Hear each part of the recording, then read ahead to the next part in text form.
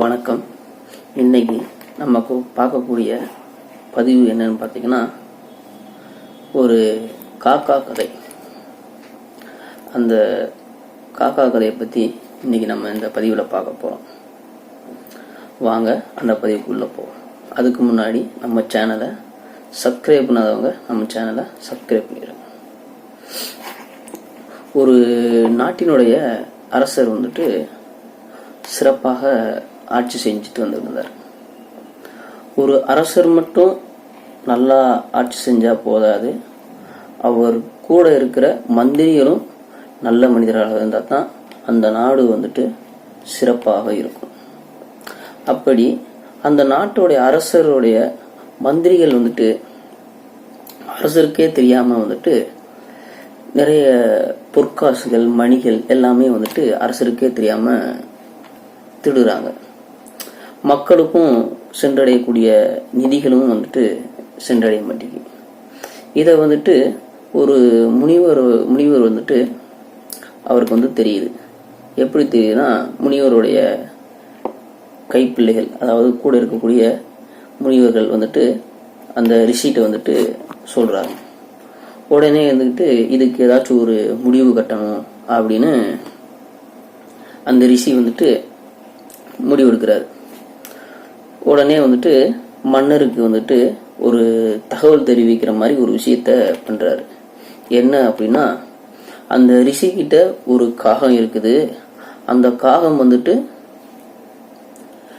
நடக்க போறது, நடக்கிறது, நடந்துகிட்டு இருக்கிறது, எல்லா விஷயங்களையுமே முன்னக்கூடியே தெரிவிக்கும் அப்படின்னு ஒரு விஷயத்த மன்னர்கிட்ட தெரியுற மாதிரி சொல்றாங்க. உடனே அந்த மன்னரும் அந்த காக்காக்கு அந்த முனிவரை வர சொல்றாரு. உடனே அந்த ரிஷியும் மன்னருடைய அரண்மனைக்கு போறாரு.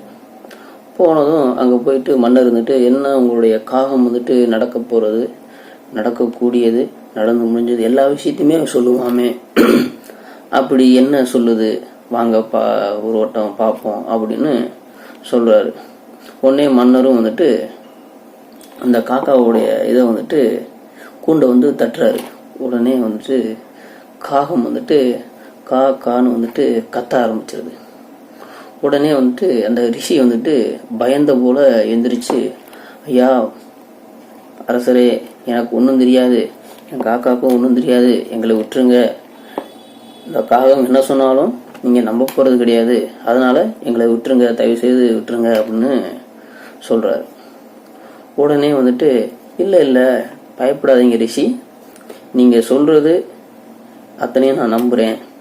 உங்களுக்கும் சரி அந்த காகத்துக்கும் சரி எந்த பாதிப்பும் ஏற்படாது, சும்மா சொல்லுங்க அப்படின்னு அந்த அரசர் அந்த ரிஷிட்ட சொல்றாப்புல. உடனே அந்த ரிஷி ஐயா, உங்களுடைய பக்கத்தில் இருக்கக்கூடிய அந்த மந்திரி அவர்கள் உங்களுக்கே தெரியாம நிறைய பொற்காசுகள் மணிகள் எல்லாத்தையுமே திருடி வசதியாக வீடு மனை வாசல் எல்லாம் வாங்கி வசதியா இருக்காரு அப்படின்னு அந்த ரிஷி சொல்றாரு. உடனே மன்னரும் என்ன செய்யாம அந்த மந்திரியுடைய வீட்டை சோதனையிட சொல்றாரு. உடனே அந்த மந்திரியுடைய வீடும் சோதனைக்குள்ளாக்கப்படுது. அங்க போய் பார்த்தா ஏகப்பட்ட பொருள் மணிகள் ஆவணங்கள் ஏகப்பட்ட இது கிடைக்குது. உடனே அரசரும் அந்த மந்திரியை கண்டிக்கிறாரு. அதுக்கப்புறம் அந்த ரிஷிக்கு அவர்களை தன்னுடைய அரண்மனையிலேயே தங்க வச்சிடறாரு அரசர். ஒரு நாள் இந்த மந்திரி அவர்கள் அவரை போலவே நிறைய மந்திரிகள் நமக்கும் எதுவும் பாதிப்பு ஏற்பட்டுமோ அப்படின்னுங்கிறதுனால யோசிச்சு அந்த பாதிக்கப்பட்ட மந்திரி அவர் கூட இருக்க மற்ற மந்திரிகள் எல்லாருமே சேர்ந்து அந்த காகத்தை கொண்டுடலாம் அப்படின்னு ஒரு முடிவு எடுக்கிறாங்க.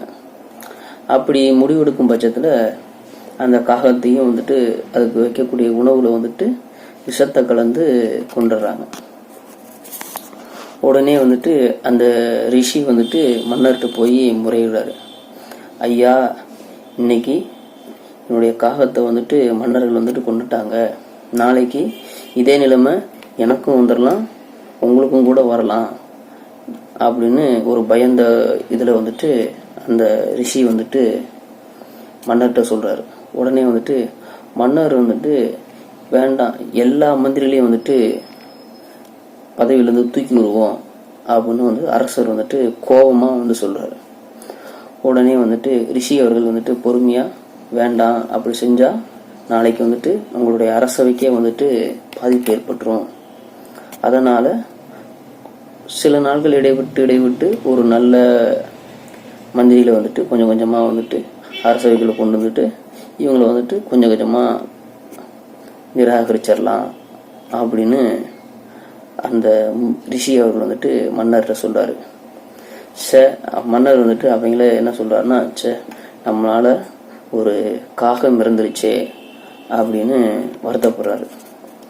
உடனே வந்துட்டு ரிஷி அவர்கள் வந்துட்டு என்ன சொல்கிறாங்கன்னா, ஒரு போர்க்களத்தில் நாட்டினுடைய சுதந்திரத்துக்காக போர்க்களத்தில் வந்துட்டு ஏகப்பட்ட வீரர்கள் சாகுறது இல்லையா, அதுபோல தான் இந்த நாடு நல்லா இருக்கணுங்கிறதுக்காக வேண்டி இந்த காகமும் வந்துட்டு உயிர் விட்டுருக்கு.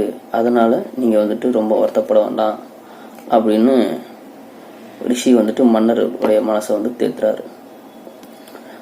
அதுக்கப்புறம் வந்துட்டு அந்த மன்னர் வந்துட்டு தினமும் வந்துட்டு அந்த காகத்துக்கு வந்துட்டு டெய்லி காலையில் சமைக்கக்கூடிய சாப்பாட்டில் முதல் சாதமாக வந்து அந்த காக்காக்கு வந்துட்டு படைக்கிறாரு. இந்த மரபு தான் வந்துட்டு ஒவ்வொரு